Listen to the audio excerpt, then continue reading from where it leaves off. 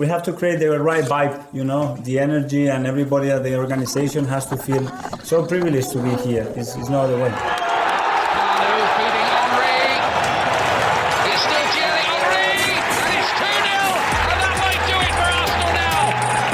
Thanks for listening to the Purely Arsenal podcast. Please follow us on Twitter at PurelyArsenalFP for all the latest Arsenal podcasts. Welcome to another edition of a Purely Arsenal sit-down podcast. We're here to review the 4-0 drubbing of Portsmouth in the FA Cup third round. I've got Neil Shah with me. How you doing, Neil? Hey, I'm all right, Jack. How are you? Good, mate. Good to be in the hat for the fourth round. But it was a little bit scary there, so I'm just starting my timer over it. It was a little bit scary for a second. So let's go through it. I mean, we made 10 changes. Gabriel kept his place, which I actually expected him to, just simply because of sheer numbers back there, with a few injuries like Calafiori, Hincapié, Mosquera. You basically didn't have the numbers, did we? But beyond that, I think the team lineup, there wasn't any real surprises other than maybe Mikel Merino in a 6, who was probably, when you look back at it, our man of the match. So that was probably one big takeaway from it. But Neil, happy to be in the hat for the fourth round. In the end, a pretty comfortable performance, as it should be, but it did not start that way, mate, did it? No, it didn't. I think you were saying on the last pod that the first section of the game is going to be quite frantic. They're going to be coming at us. We've got a very oppressive stadium to go to. The fans are always very excitable there at Portsmouth, which is good. I mean, I think that's how football fans should be, to be fair, especially in a cup tie when you are trying to upset the odds just the way we saw a couple, didn't we, at the weekend? Incredible record there created, or history created, against Crystal Palace. So, you never know. You're never completely safe in an FA Cup. It's always a bit of a dicey affair when you go to a lower league team away. You just never know what could happen. And it certainly started that way, didn't it? I just don't think we were... Maybe because of the number of changes, maybe because a lot of the players haven't played with each other on a regular basis. There was a little bit of potential tension, and it was very tentative. I felt I didn't get to see much of it because I actually was late to get down and turn the TV on. But I did look at the highlights, and I saw the first few minutes, and I felt that we were very exposed on our. So it would have been their left-hand side, our right-hand side, where they were found themselves in a lot of space. And I think if you want to talk about it, I think that's where their first goal came from, wasn't it? Yeah. Where I think it was Madueke, wasn't it? No, you're right. Yeah, go on. You go for it. Go on. Yeah, no, it is. It's a weird one, isn't it? I mean, we could probably I wanted to talk to some individual players about Madueke. He's such an exciting player, Neil. He had, we get to the penalty and does so much right before he gets to the box and with the ball. He's probably on the ball been one of our most exciting players this season. The one that sort of gets you on the edge of your seat and you think, I'll give it to him, something will happen. And there's no doubt about that from me. And I was certainly a sceptic on that signing. But when you watch the first goal, you have to look at it and say, if that sort of thing continues, he's just not going to get many starts under Mikel Arteta, because off the ball, for wingers under Mikel Arteta, it's the off the ball stuff that is almost more important than what they do on the ball. It's like the fundamental thing that gets them in the team. I mean, the reason Martinelli's consistently got minutes over the last 2 years, despite his output being pretty inconsistent, is because he's one of the best defensive wingers in the league. So when he gives that ball away, and his reaction to giving the ball away, I just remember looking at it being like, oh no, you can't do that, and you can't. And I have to say, Neil, I mean, in that first 30 minutes, there was some comments, and I think it was a bit harsh. It wasn't quite to this level, that was sort of saying he's having a bit of a Nuno Tavares moment off the ball here against Forest away. Do you remember that in the cup when he got hooked after 30 minutes? I don't think it was quite to that degree, but off the ball, I am concerned about him, to be honest. And that's why I think, and certainly we'll get to what they did on the ball in this game, but that's why I think someone like Martinelli is actually ahead of him still, because when you look to it, in certain game states, because he's not going to start many games with Saka being fit, and let's all hope that Saka is fit. So then I always think, well, what type of game state will he trust him in? And he won't trust him at 1-0 up, will he? He'll only trust him at 1-0 down when he needs to take a risk. So if we need a goal, we'll trust him. But at 1 or 2-0 up, I think we've seen already him and Eze aren't particularly trusted, and he's got to change that in the mind of Arteta. And I just don't think it in this performance. I don't think, despite there were so many positives from him, 2 assists from corners, etc. I don't think he did a lot to change that in the mind. I bet you that was one of the ones he was the most livid with, Mikel Arteta, to be honest, at half-time, knowing what Arteta's like. I don't know if you agree, but... Yeah, no. I think that's a massive part of the game which needs to improve, for sure.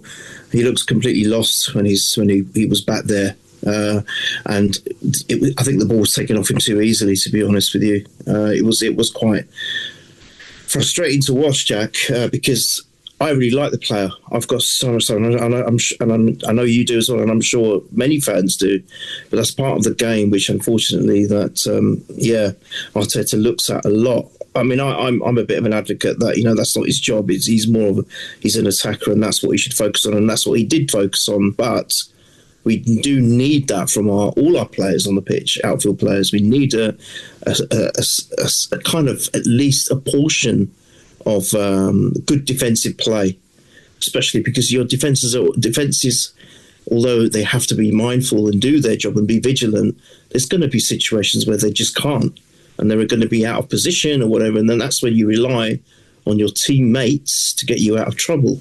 And I think that is where Martinelli does an amazing job. You're right. I think Jesus isn't bad at it either. I've seen Jesus down there, and he can do that. So he's got to factor that into his game, Jack. In my opinion, I completely agree with you. And it was because of that we lost control there, and as a result, they managed to find their way into the net. And I think, to be fair, I think Kepa didn't avail himself very well either. This is where Raya is so good. This is where Raya is probably night and day with probably a lot of the keepers in the league, to be fair, Jack. Because when he makes a save, I would say, I don't know if you agree, but probably nine times out of 10, he pushes the way, even more than that, he will push the ball out of harm's way, at least for a moment, to give himself a chance, like the double saves he's made in his time. Where that they've been just too awesome. The shots have been so awesome. He can't do anything but parry the ball. But then even then he's ready for the rebounds or whatever else it's going to be. And Kepa, no, he completely just gave their player another chance. I mean, to be fair, the first initial shot was good, but that player also had a lot of space, and I think that's where Marino could have closed him down a bit better, and he didn't. That was probably one of his only faults. You're right. In the 6, he was brilliant. I think he played it much better than he plays in the 8. And you know what? Fair play to him. He took the captain's armband on. I didn't know he was captain, by the way. I think I asked in the chat. He took that responsibility on. He done really well, and I think he was up there as player of the match. I think you're right. I think it was given to Martinelli in the end officially, because obviously he got hat-trick. Yeah, understandable. But fair play to Marino. I think he played some great stuff. I remember there was that one chance. Was it the one which led to Martinelli just shooting wide? It was a great move, but Mourinho played the ball to him, right, down the pitch, through the middle of the pitch. Fantastic. And Martinelli just shot it well. I thought that was a fantastic move, by the way. So that was an example of his offensive play, but he's also was very good defensively as well. So hats off to Mourinho. But for me, Madueke and Kepa fought for the first goal. And then obviously then we're under the cosh. Yeah, and look, we respond well. I do think it's a little bit fortunate the way we respond. I looked at this going, every minute that goes by, their crowd is going to go mental here for being 1-0 up. And it was really, I think obviously we're very, very good from set pieces, and you don't want to rely upon set pieces in this type of game. But in the it's good ball in from Eze. Actually, Martinelli does really well on the first set piece, and he won't really get many plaudits for it because he scored the other 3 goals. But he's the one that really keeps Eze's, because I don't think it's a great ball. He just kind of keeps it alive, and I can't really tell. It looks like Norgard gets it, but apparently it's an own goal. So, but I did look at that going like, all right. chill out now, but I thought, wow, if that didn't happen, because at that point they were creating the better chances. I mean, even after that goal, they had a great shot that was saved by Kepa. I think he parried. We were just a little bit all over the place in the first 15-20. I mean, I don't want to make an excuse for it. Making 10 changes is a lot, but also, it's important. You know what the FA Cup third round's like, Neil. I mean, like you said, what happened with Macclesfield and Palace, they're 6 tiers below them or something. I mean, it's just anything can happen in FA Cup games, especially away from home, which that's why I'm always looking at the draw, just get a home draw in those early rounds, really. But obviously it should be a game that we should win comfortably, and we did. But we did start a little bit poor. I thought some of our off-the-ball play was poor, Madueke specifically there.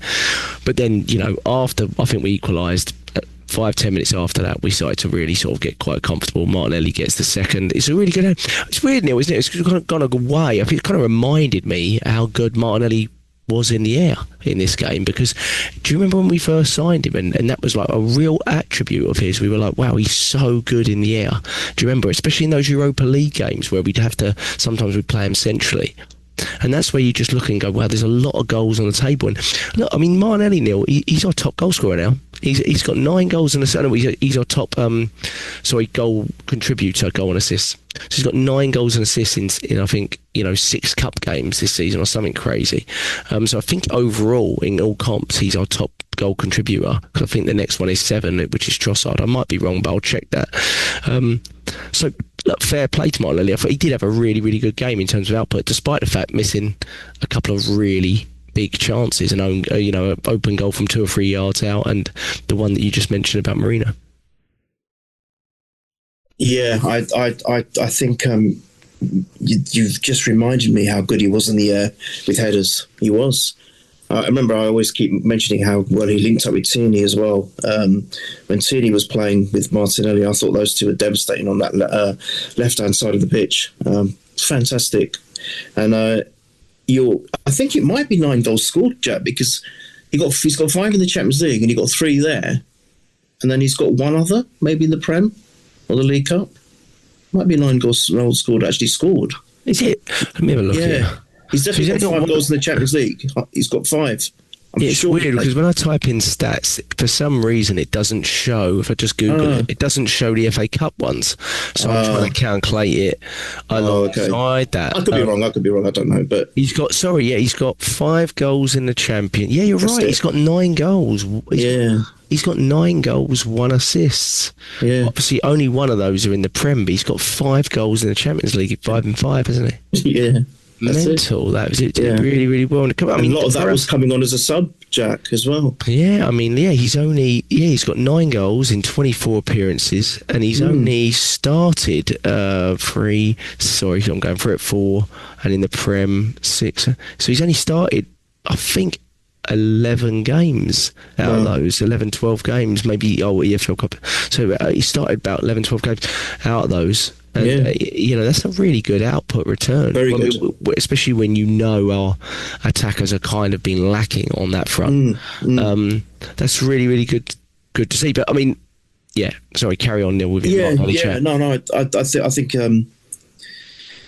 we really need someone like him. I mean, it's nice, isn't it? Both Gabriels, both Brazilians, good in the box. So our other regular Gabriel, even though he was playing, didn't contribute in that respect, well, from a goal perspective. But this other one takes over, which I think is a nice thing to see, because it really is a forward's job when all is said and done. And it kind of balanced the books a little bit, saying, right, it is our forward that's getting in there and getting amongst the defenders. And I thought, he did very well. He was picked out. Let's not forget the assist. So this is now where we shine some positives on Madueke. I think going forward on the ball, he was brilliant yesterday, Jack. He really was. I would actually go as far as to say, when he's played and had minutes on the pitch, so obviously he had that period where he was out as well, injured. Another one that was injured. See, a lot of these people don't talk about our injuries. Another one that was injured. But when he has been on the ball and firing forward, he is devastating. Even the one which led to his penalty, which was less than the better, that was all him. And he did a fantastic move to get into the box, and the defenders have no chance with him. he's got strength and pace, and the trickery with his feet is quite something to behold.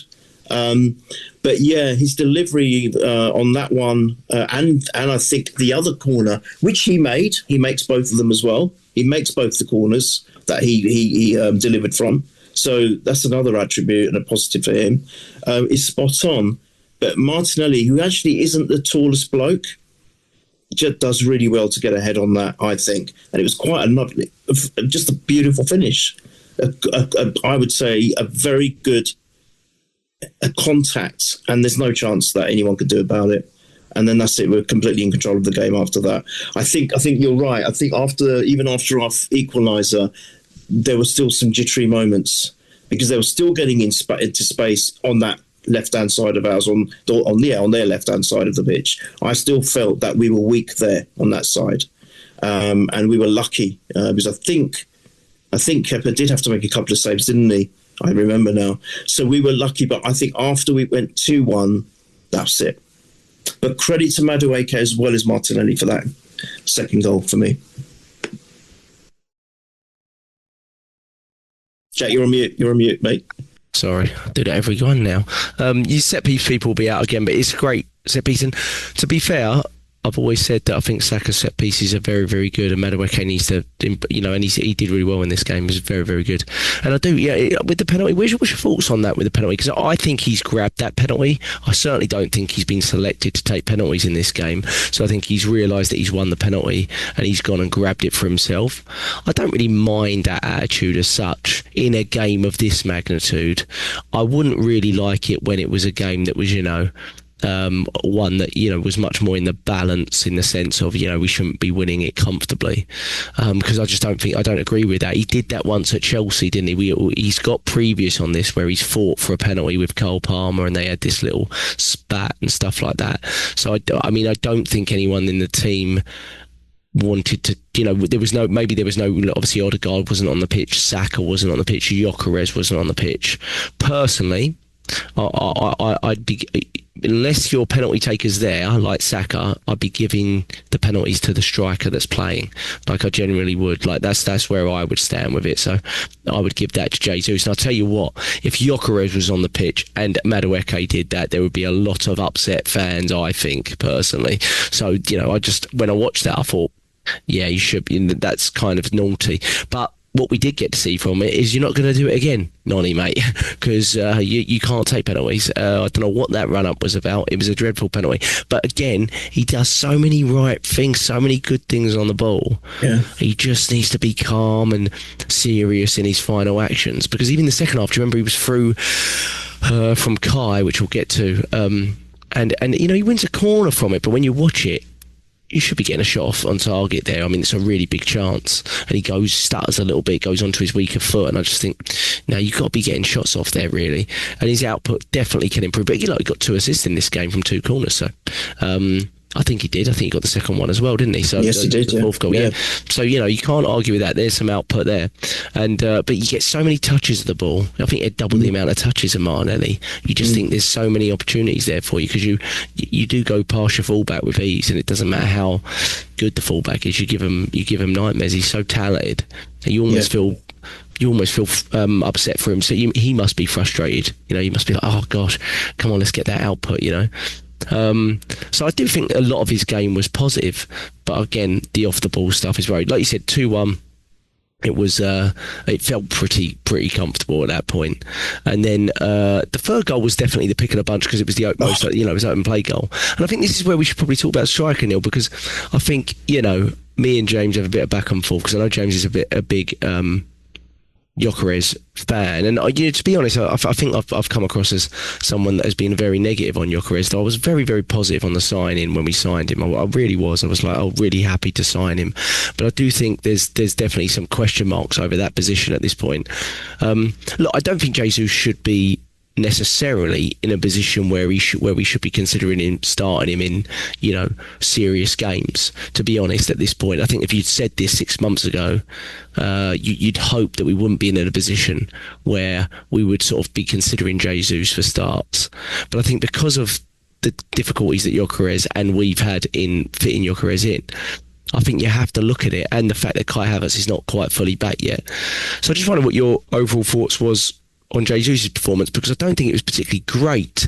But then when you see that ball for that goal, you look at it and go, well, that's something that he provides that Gyökeres would really struggle to provide. You know what I mean?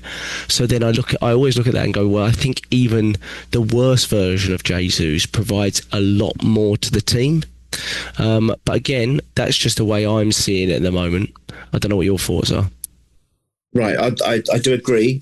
Just before I touch on that, I have to say that penalty from Madueke is atrocious. I was livid.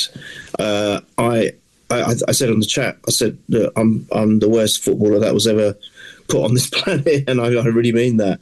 But I do know how to leather a ball, and I do know that I can at least hit the target, if not potentially get the penalty or convert it, at least make the goalkeeper work. I say the same thing about corners. Yeah, I think it's ludicrous that a professional player can't beat a first man on a corner. I think that's just not acceptable. Unless the defender against the law runs in, or against the rules runs in and tries to block the corner, that's different. But ordinarily, corner should be converted well and executed well, which we do on the whole. We've got no problem and complaints about that. But penalty wise, Jack, seriously, you've got to be hitting the target, especially when. I mean, what was that run up? What's he doing? And I didn't even realise that he had previous. So that's got to be nipped in the bud. Arteta's going to have a word with him. So you do not do that. Unless there's a penalty shootout, you are not involved. I mean, I even thought Marino could have taken it. He's not bad at penalties from what I've seen. There's another option. So we had options. It's not like there was no one there who had the courage to come up and take the penalty. I'm sure there would have been a plethora of takers. But no, that's got to be nipped in the bud. So that's the first thing I'll say. As far as I have defended Gyökeres up till now, I have. After that last game, no. What was it, 6 or 8 touches in the whole game? Sorry, that's not good enough. And then there was another stat. I don't know if you guys put it on the chat. I can't remember, but he's on 5 attributes of what he's contributed to the rest of the league.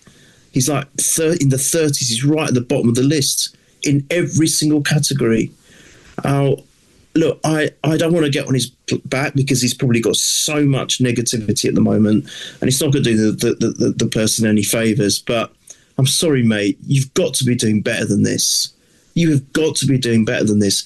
I used to say, look, he's not getting the service. I used to say that when he's not actually maybe directly contributing, he's, like James says, he stretches the defence. But I'm sorry, when you see Jesus come on for those cameos and do better within the first few minutes than that guy might have done in the whole match, when you see Kai, who even cameoed yesterday, and already he looks more comfortable in the forward position than Gyökeres has, then you have to start asking questions. And I completely agree. Jesus isn't my first or primary starter. But now that Kai is back, and hopefully he doesn't sustain another recurrence, and he's fully fit for us for the rest of the season, I'm sorry, he's my first choice by a miles yard. And then Jesus, and then, unfortunately, Gyökeres. So for me, he's fallen right down the pecking order because, I'm sorry, he's just not doing enough. And look, this goal that is the third goal, which I think you're right is the best of the bunch. Although there were 2 terrific corners and 2 deliveries for the cleaner headers by Martinelli converted. This goal was the pick of the bunch. Ironically, the free kick was actually won by Madueke, because he got fouled. So again, he was making another enterprise run, although this time it was more horizontal than vertically, which is a little bit unusual for him. He was like kind of going towards the centre of the pitch. But I've got to give credit to Miles Lewis-Skelly, who probably did the first good thing and one of the only good things he did in the whole match, because he had the foresight to say, let's take this quickly, and he did. He took it blind. I'm surprised the referee didn't blow it back, because we've had a few of those this season already, Jack, where we've tried to take a quick free kick and the referee just blows it, no, and he's messed it up for us. But this occasion, they let it go. I don't think the ball was moving or it wasn't in play, so that was good. It was still. And Miles Lewis-Skelly, quick thinking, fair play to him, but then it's all Jesus for me. I know Martinelli makes a great run and it's a good finish, but that's all Jesus to get the ball behind 3 defenders the way he did, with a pinpoint accuracy there, or pinpoint accuracy, was a joy to behold. It was a fantastic goal. Great finish as well, but good. So good thinking by Marzus Gary, brilliant execution by Jesus, and a good finish. That I'm not sure Gyökeres would find that touch. I'm not sure he would. I don't know, but Jesus did well there. But you're right. When Jesus made those first two initial cameos when he came back from injury, he was blinding, Jack. You know he was. Yeah. He was brilliant. Then he scored that amazing goal against, who was it, Villa? Did he score that goal? Yeah. Right. But in terms of overall consistency for when he's playing for longer periods of the match, he's the old Jesus that was the one we saw after he came back from his injury, where he just wasn't on it all the time. He'd have little spurts here and there. And I think out of the three strikers we now have, Kai's going to be our most consistent if he's fit. Yeah. First choice out. Yeah, I agree. I mean, I don't think it's a real, in terms of hierarchy of the centre forward, if Kai Havertz gets fit, I don't think it's a talking point, really. I think there's still people saying, well, it'd be really interesting to see if he does Kai or for me, it just won't be. If Kai Havertz can get himself fully fit, this won't really be a talking point. But what will be is who wrote, because you're not going to be able to play, even out the most optimistic fan, you're not going to be able to play Kai Havertz to the extent that you did prior to this injury for the rest, and there's no way you won't get away with it, because he's going to have to be, his load is going to have to be built up. Even Saka doesn't play, even now doesn't play as much as he did prior to his hamstring injury, right? I mean, look, he didn't come on at all today, Saka. There's been games where we've taken him off in the 60th or 70th minute and you've gone like, we would never have done that before. Obviously we have the depth behind him now, and to a certain degree we've got that with Havertz as well. So I think the real talking point is if we assume that positively is possible, who takes the rotational minutes? Yeah, and I think that's where it is quite an interesting discussion, because Jesus and Gyökeres couldn't be more different. I mean, they really couldn't. I do think there is we are still talking about a player in Jesus who he's just come off an ACL tear as well. So, for anyone else should be going, oh, well, we almost can't even judge their performances at this point. So for people to sort of go look at him and go, look what he's doing. I'm like, well, yeah, I mean, I think this is his second start since he's come back from an ACL tear. The only other game he started was against Palace in the League Cup. So, I mean, he's not actually had a lot of physical minutes, in fairness to him. Now, do I think Jesus is the answer, medium, long term? Not at all. But I think, we're looking at this season and the next 6 months as being crucial. And I think you have to look at it from what we've seen so far and say, well, out of Jesus and Gyökeres, who is really going to offer us more? Do you know what I mean? And my big issue with Gyökeres is I find it quite difficult to find him in a lot of games, you know what I mean? And with the one thing with Jesus you can say is he might not always be good, but he never goes missing. Do you know what I mean? I don't ever remember watching Gabriel Jesus and being like, he's not really involved. Do you know what I mean? Sometimes it's like, well, why are you over here? Why are you there? Why are you having too many touches in midfield? Why are you dropping too deep? All that kind of stuff. But it's never that he'll always find a way of connecting. He'll always find a way of being involved and part of the game. He'll kind of, he'll take what's on offer with the game. And I think with Gyökeres, the issue we've got is I'm struggling to find him in some games, and I know people say Arteta's system and things like that, and he's never really coached a top goal scorer, and I get all that, but I'm not. I feel it's more of a quality issue than a system issue, to be honest. I'd kind of lay into that, but yeah, like you said, I mean, I don't think Gabriel Jesus is a great game, but again, that's an unbelievable pass that he finds there. Gyökeres I think he started 20 games this season. He's not had one assist. Do you know what I mean? And I know he's brought in to score goals, but he's not had a lot of those either, really. So it's like, you know what I mean? Like, it's like, I'm not certain. And I think, but, I think we have moved the goalposts a little bit with Gyökeres a little bit. We started off being like, oh yeah, 20 goals this season would be really fantastic for him. I don't think we said, we want 40 or 50 or anything like that. We said, we were quite realistic on it.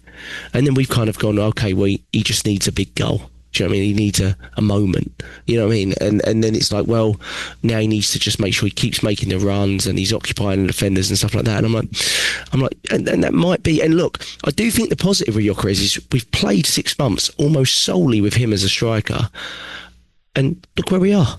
So that's a positive on him, isn't it? I mean, he's done a pretty. He must have done a decent job because we've played with him there. But I do think. I have been watching it in recent weeks thinking this isn't really sustainable. It feels like this type of play with this type of centre forward is not really sustainable anymore.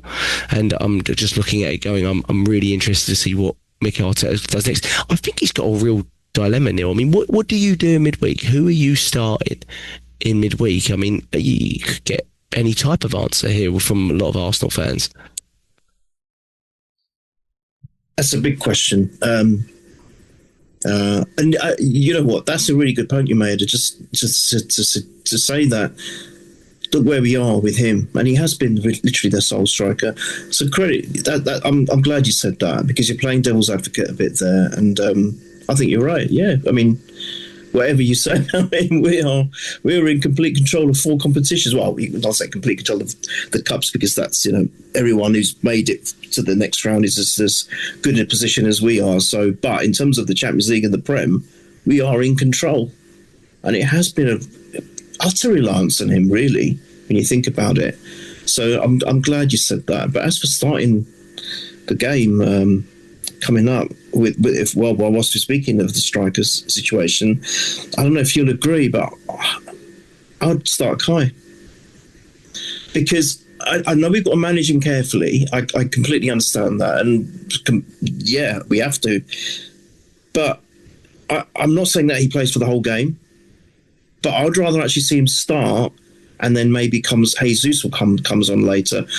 I don't think he's going to play.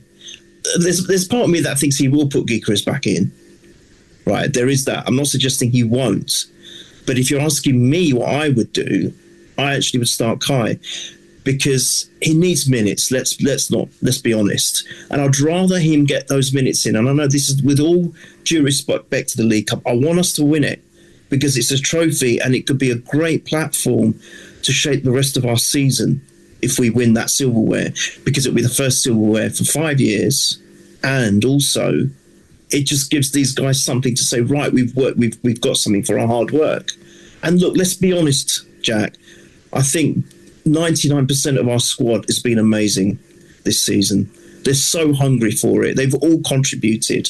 We've had injury after injury after injury, which you say all the time isn't getting talked about enough.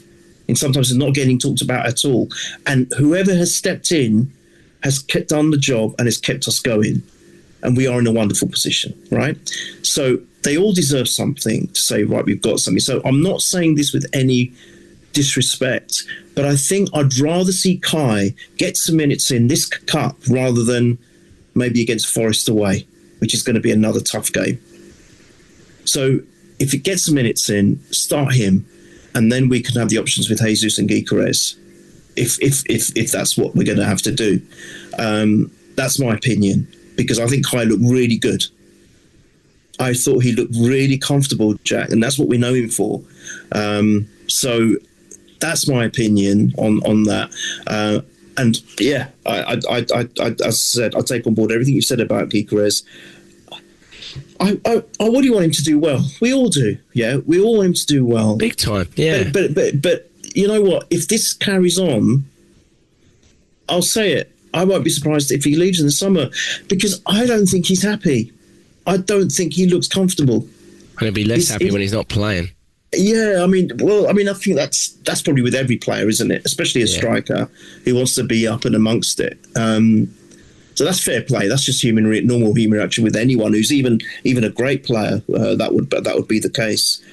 But he's got to. He must know himself inside that he maybe even is surprised that he probably might have thought that I'd have more goals than this. And I think we were being fair at the start of the season when we knew we'd got him. I think we were saying 15 to 20 goals.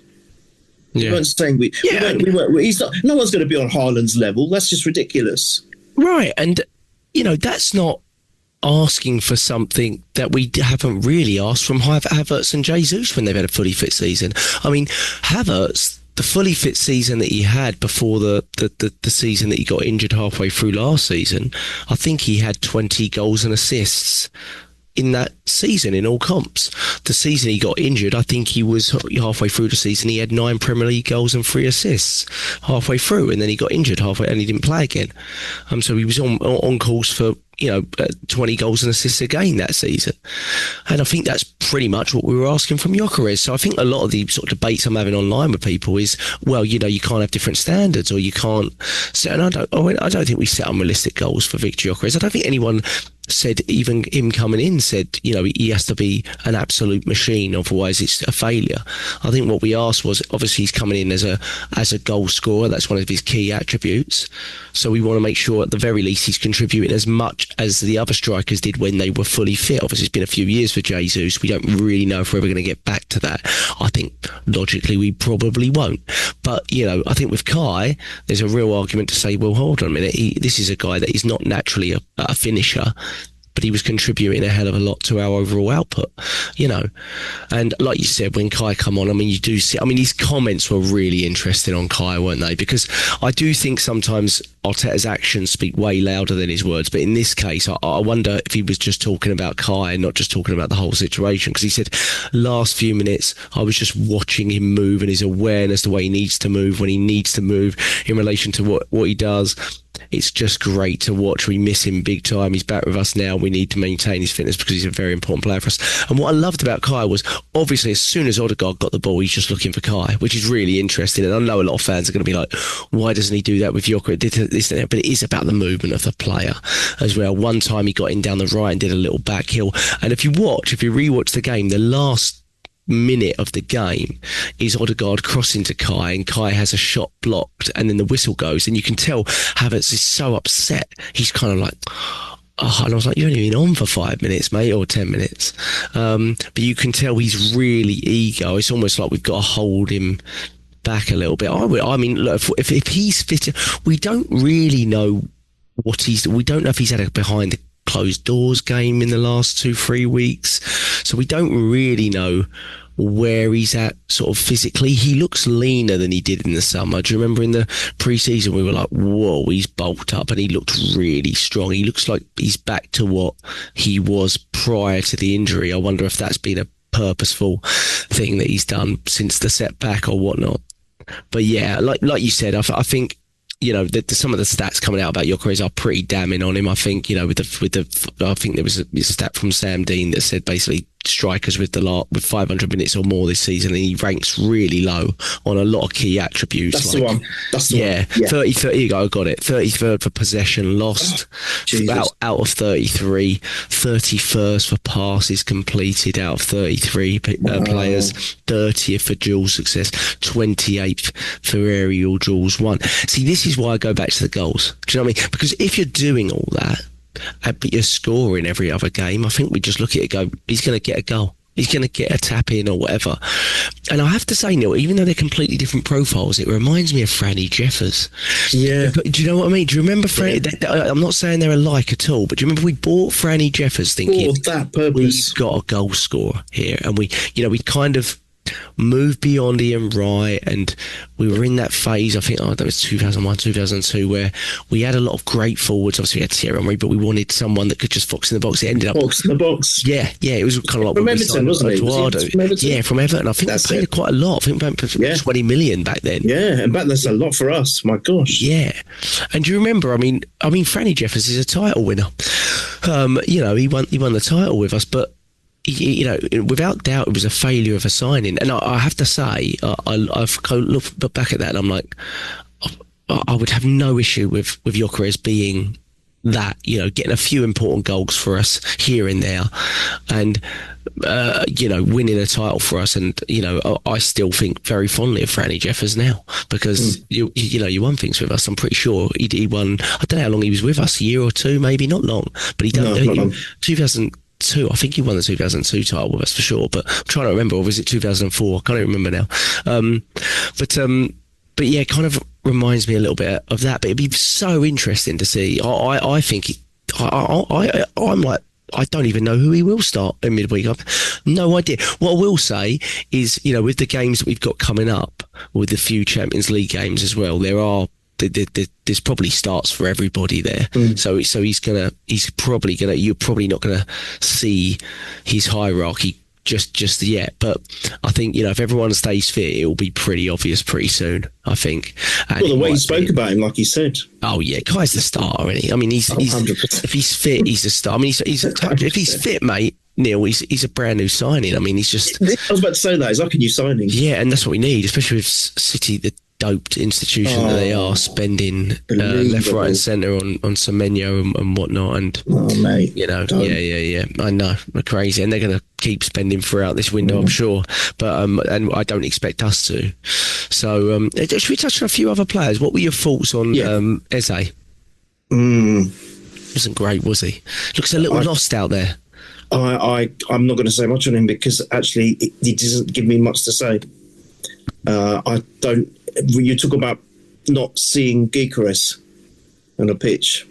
I didn't see him, to be fair. I mean, yeah, all right. It was his delivery for the first goal or our first goal, but I don't think it was a great delivery. Actually, I think you're right. I think Martinelli made that more than he did. So, and other than that, it feel a bit Smith Rowe-y to you at the moment.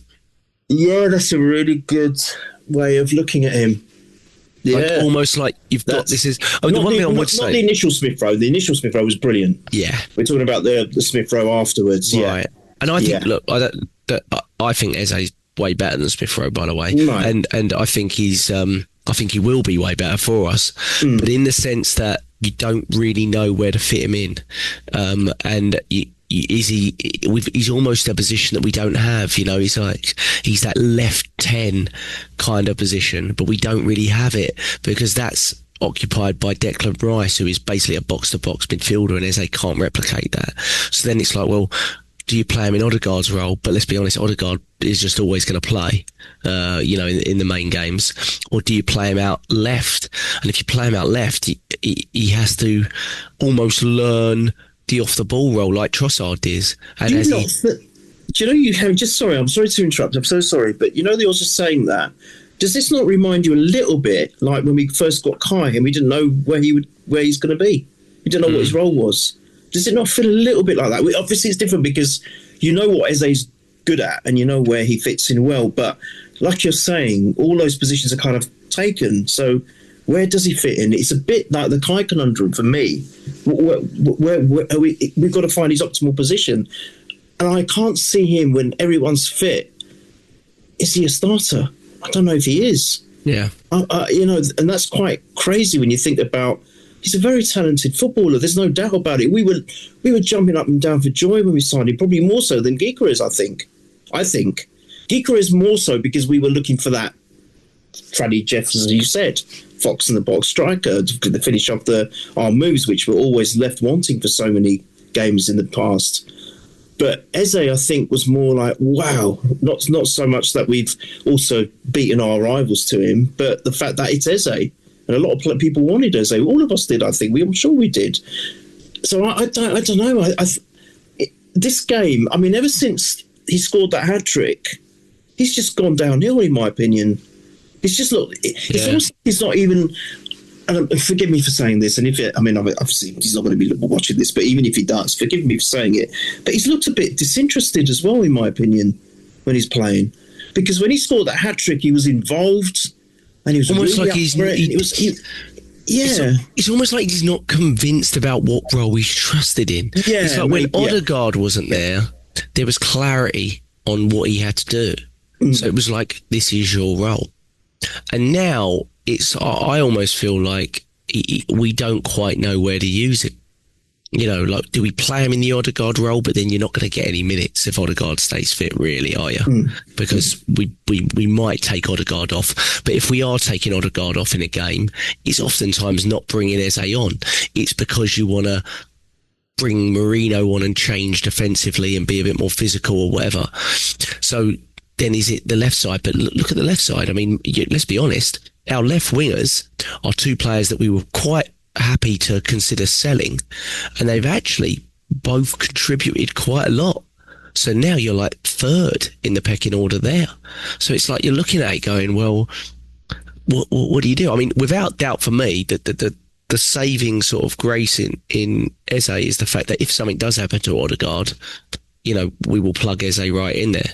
And I have no doubt about that. I mean, it won't be Winieri, it'll be Eze. So in that sense, you've got that sort of insurance policy. But in terms of like regular game time and minutes, I'm like, when's he getting them? Because he doesn't sub Odegaard like 90% of the time.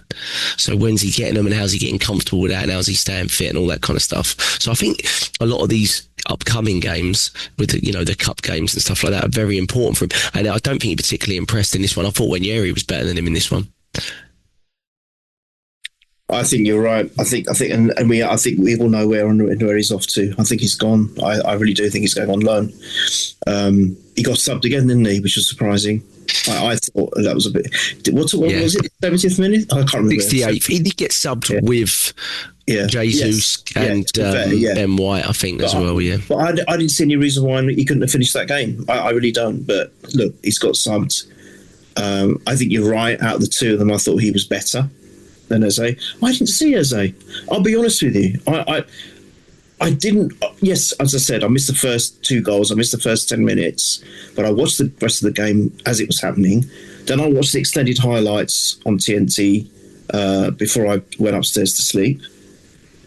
And apart from that corner, I didn't see much of him, and that's really bad for a player of his capability and attributes against a team like Portsmouth, who was a low league division team. He had a real good chance to do something in this game, and he didn't take it. Yeah. And okay, you can argue that after Tottenham, and he had a stinker, was it Aston Villa? Was that really poor from the left wing, yeah. And I didn't see much difference in this game. And we're talking about Portsmouth now. Not Aston Villa are a good side. I'm not saying Portsmouth are not a good side in their division, but we should really be all over them. So it's a perfect opportunity for him to say, I'm here. Sorry, I've been a little bit off form the last couple of games, but I'm here. Don't forget about me. He didn't take that opportunity, in my opinion, Jack. That's damning.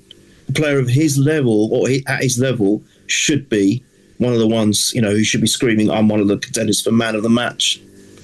And he was nowhere near it. And if you look at the BBC rankings, he's right at the bottom of the list. He's right down there. Yeah. To be honest, there's players that came on as subs who are further up, which normally doesn't happen. Yeah. Because they come on as subs, you're looking at a whole 90 minutes of player against someone who's had 10 minutes.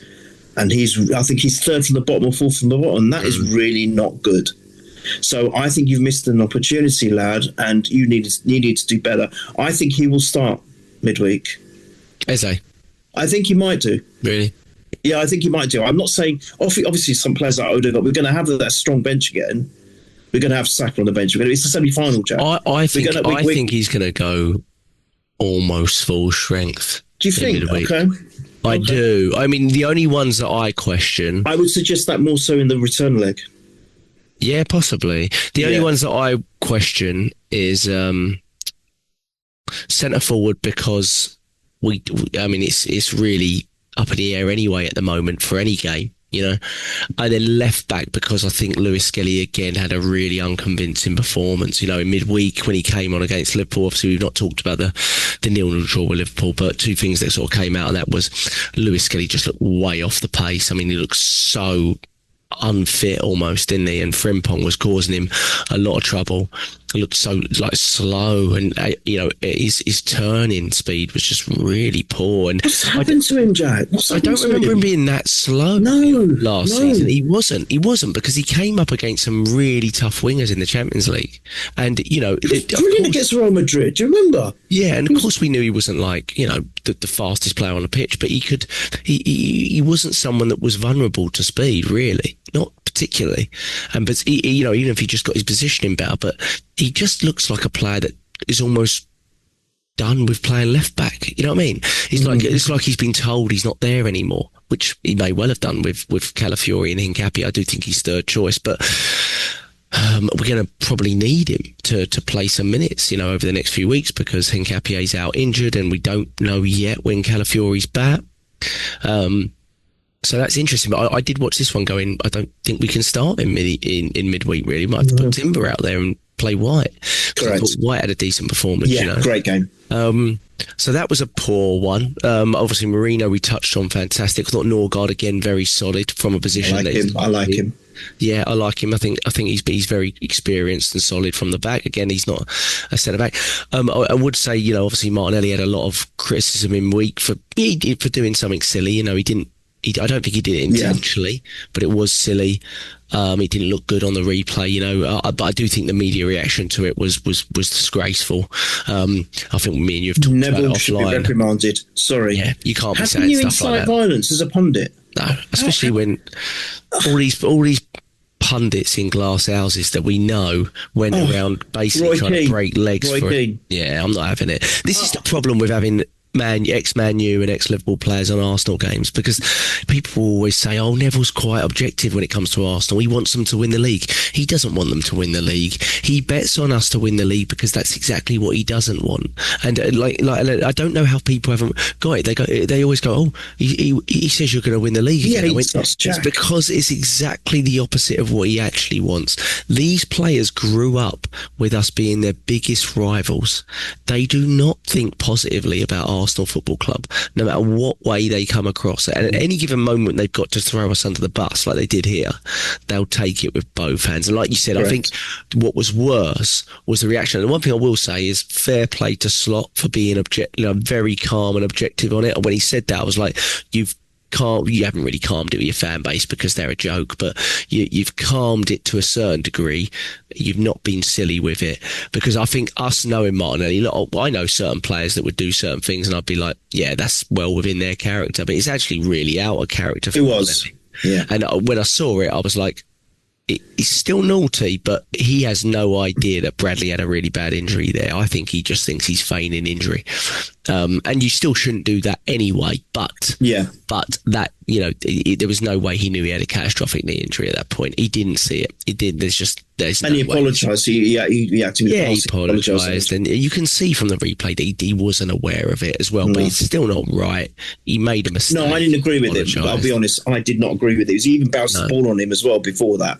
And I thought, what are you doing? That is so out of character. And then he does that. I thought, oh my God, what are you doing? Yeah. I didn't like it. I tweeted it. I vented my frustration. But as soon as the apology went out, I said, look at that. He's completely changed, turned it around. When those orcs ended the careers of our players, I remember that Ramsey on his one, the guy who did him, never spoke to him again, because he said he never even apologised. I know we didn't have social media then, or did we? I can't remember. We might have done. He said he's not even apologised. Oh, we did have social media. Of course we did. Never apologised to him. Never apologised. Unbelievable. Yeah, and that was his leg being broken in half, literally. Which is way worse. I know that's the thing. It's way worse. I know. I don't know why they look at this when we've got like Roy Keane trying to end Haaland's career and screaming over him, and Neville trying to do it to Reyes, and I don't think Shearer did it, but if Shearer did, I remember Shearer kicking Neil Lennon in the face from a yard. Yes. They're like, I'm like, hold on a minute, this is pushing a player back on the off the field. And now nothing in comparison to that. Exactly, and now you've got the gall to talk about preach morality. No, sorry. Yeah, look at yourselves. You got no right. Exactly. How he has said. I hoped one of the players go up to him and knock him out or something. He said something really bad and get a red for it. Yeah. And he said, and get a red for it. How can you say that? Right. How has he not been reprimanded? How has he not been reprimanded? We had that time when, I can't stand the guy. What's his name? Keys, the Spice. And he said what he said, and they've been sacked. Right? Yeah. Now, how? It's a different level and a different thing altogether, but it's still inciting violence, Jack. Yeah. You don't the problem do that. with those channels is even Keys and Gray, they got away with it for so long, didn't they? They did. You hear about what happened, they got away behind the scenes and stuff like that. Look at what Carragher's done, and still he's still out there. He should never be on there, really, should he? No way. So it's just like you said, there's no real account. No, there's no, and it was really good to see. that in Martinelli, because it's hard sometimes to. He obviously would have suffered quite a lot of abuse from that, and his reaction looked really, really positive in terms of footballing sense. So I saw that and I thought that was very, very good. So the positives for me were Martinelli obviously hat-trick. How can it not be a positive? Martinelli hat-trick. Obviously, the return of Kai Havertz, just fantastic to see him there. I hope he keeps building. Marino at the 6 is an option, possibly. I think maybe in bigger games he might not have quite as much time on the ball, but he definitely looked very solid. Marino at 6, and I thought White did okay as well. I thought Ben White did okay. Obviously, Madueke on the ball, very, very positive. So there were some positives. There's a little disappointing for sure. So let's see with that. But Neil. Sorry, can I just say, and credit where credit's due as well to who you mentioned just a minute ago, because I can't see Klopp doing that. As much as Klopp liked Martinelli, he would have made some snide remark with his teeth showing. So that's the second thing Slot has done, which I've got a lot of respect for. When we lost to them 1-0, he actually was very fair in the interview and said Arsenal could have quite easily done that as well. He said whoever scored that, had that moment of magic, would have won the game. And he goes, Arsenal are capable and quite could have done that. He spoke really well then. He was very balanced and very fair. And then this time, to kind of, calm down all the negativity that Martinelli was getting. So credit to Slot, in my opinion. I didn't think I'd be saying this, but I've got to. I think that's fair play, and I think you're right about the players that you just cited there. And Miles Lewis-Skelly, I'm really worried about. I can't believe how a player can be so different from one season to the next. Because can you remember how much we were actually at the point of, I remember when Ethan first came on the scene, he was brilliant, okay? I thought he was very enterprising. I thought he was dynamic. I thought this guy's going to scare defenders to, shit, excuse my French, but he's going to scare the shite out of defenders. And he was good when he first came on the scene. And then all of a sudden, Miles Lewis-Skelly comes on board and we thought, sorry, Ethan, but this guy's even better. We were talking about him. That game against Real Madrid, he's not scared. I think even against Haaland, he was standing up to Haaland. He was really doing an amazing job, defending as well as marauding forward. I mean, he scored that goal against City, didn't he? And then he mimics Haaland's celebration.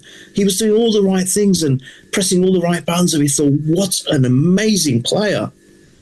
And this season, he's so far removed from that. I don't understand it, Jack.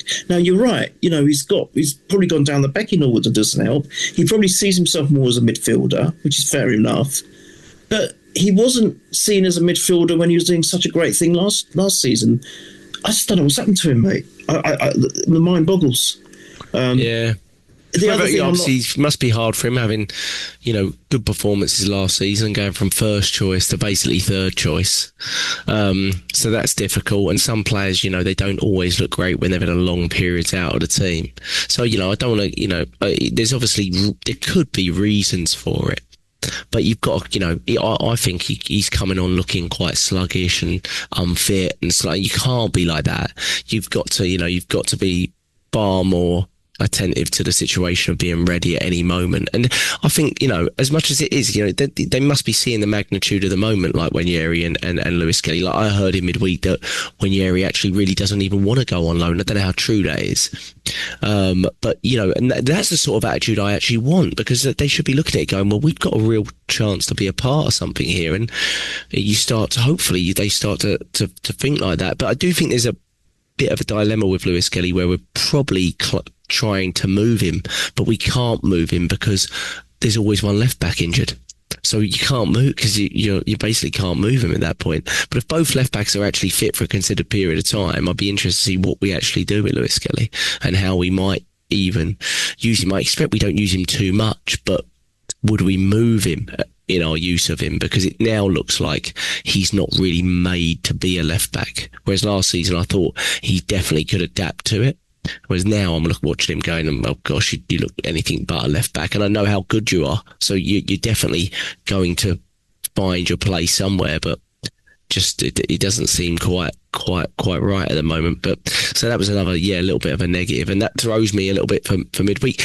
I mean, midweek, Neil, Chelsea are on their 17th new manager bounce in about a year, so it's always, we always seem to come up against new manager, and I do think from their perspective, it's probably their biggest game of the season. You know what I mean? In terms of being in the semi-final, and the fact that what's happened to their league form. Obviously, we're a little bit disappointed with our draw in the league, but I just wondered what your predictions are for League Cup. Obviously, first leg at Stamford Bridge, right, on Wednesday. So what are your predictions there? And obviously, you've said you think Kai will start. I'd like him to. Whether he does or not, I don't know. But I'd like him to, because it looks great. It looks like a new signing, as you said. I think it's still a tough game. I mean, Chelsea I think they're a really unpredictable team, irrespective of what's happening with them. So you can't discount them. It's their ground. I think I'm going to go for quite an edgy 2-1 for this game. Yeah, because I think there's still going to be changes. We're not going to see our full senior. I know you said you probably going to see more of the senior players, and I think there'll be more senior players than obviously there was against Portsmouth. Yes, I agree with that. But I still think there might be a few changes. And yeah, I think I'll go 2-1. I think I'll go for an edgy 2-1. I think the home leg, I think we're going to really sort them out. As long as we stay in touching distance, and then we don't have a shock, and they get a 3 or 4-0 win. I think we're going to win this tie overall. I think at home, I think we're going to be out of reach for them. It's just going to be too good for them at home. That's my opinion. So 2-1, and I will go with Kai against his old club. Wow. 2-1.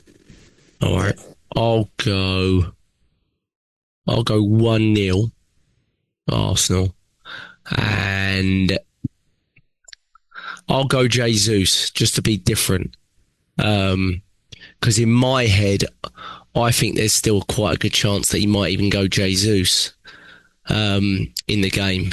But to be honest, there's also a good chance that he doesn't even play him for a minute. So it's just, but I'll go with that. So that'll be very, obviously. I know you don't look at the lineup. I think we'll all be looking at that centre forward in midweek and be like, who's he going with here?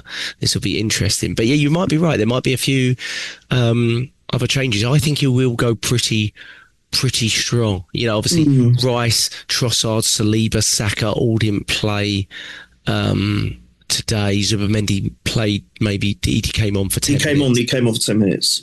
So I expect they'll start, Neil. But maybe I'm wrong, but you've got a quick turnaround into the Premier League game, so you could be right. Yeah.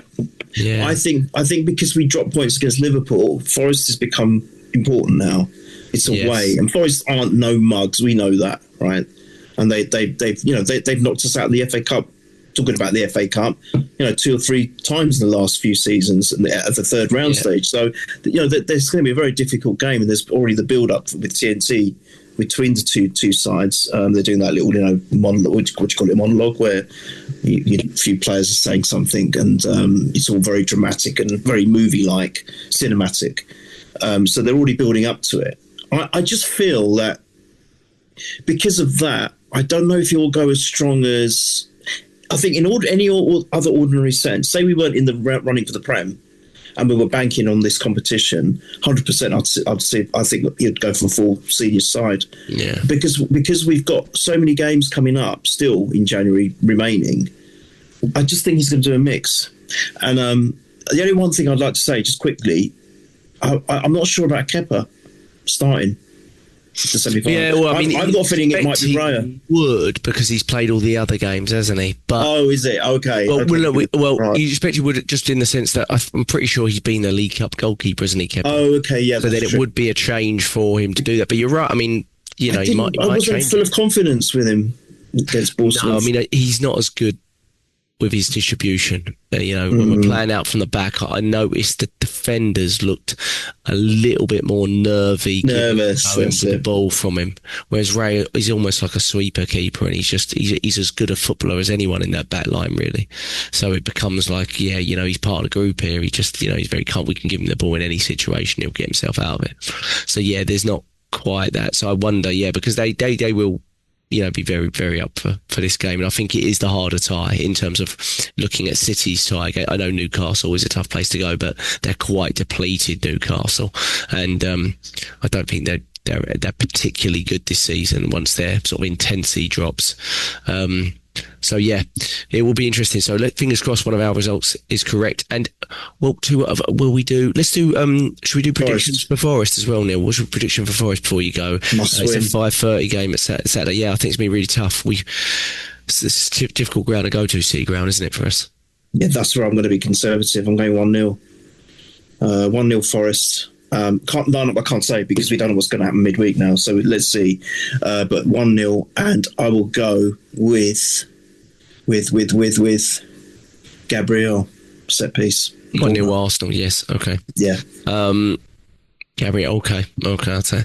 All right. I'll go 2-1, and I'll go Saka. I'll go 2-1. I knew you were going to say Saka. I go 2-1 Saka. Well, I'll take both of our results there. So that'll be of course. Another massive week. Another massive week ahead. So let's fingers crossed. Neil, we've not had a lot of gone our way in the League Cup. We've got far, but we've in terms of actually.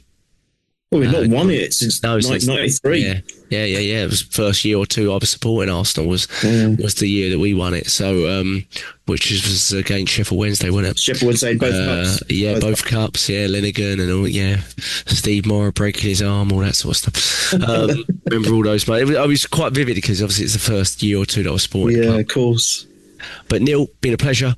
We're at Purely Arsenal FP on Twitter. Really appreciate it. Thank you to everyone that subscribes on YouTube. Just type in Purely Arsenal there and you will see us. Please subscribe, no ads or anything like that. And we'll be back after, fingers crossed, 2 wins in the League Cup and in the Prem. Up the Arsenal. Keep the faith. The faith.